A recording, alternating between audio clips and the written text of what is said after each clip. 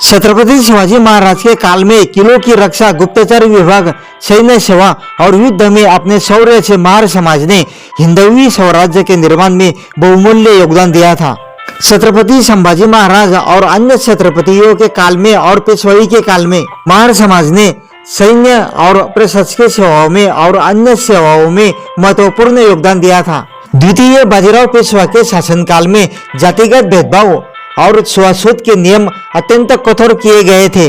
दूसरा बाजीराव पेशवा ने महार समाज के सैनिकों को सेना में भर्ती करने से इनकार कर दिया था।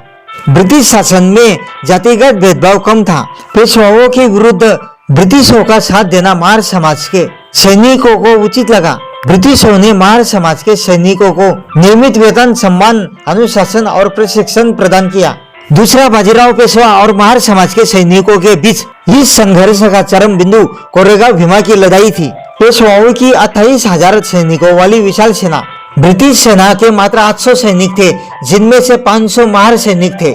महार सैनिकों के लिए यह युद्ध केवल अंग्रेजों की नौकरी मात्र नहीं थी, बल्कि यह अपने स्वाभिमान के लिए और पेशवाई में व्याप्त असमानता के विरुद्ध लड़ा गया एक संघर्ष था। इस युद्ध में महार रेजिमेंट के मुख्य योगदान से ब्रिटिश विजयी हुए और इस लड़ाई के बाद पेशवाई का अंत हो गया। डॉक्टर बाबा साहब भीमराव अंबेडकर जी ने 1 जनवरी 1927 को कोरेगांव भीमा स्थित विजय स्तंभ का दौरा किया।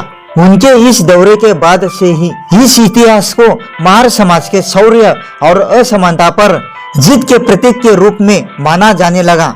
भीमा कोरेगांव के युद्ध के सभी शहीद सैनिकों को विनम्र अभिवादन।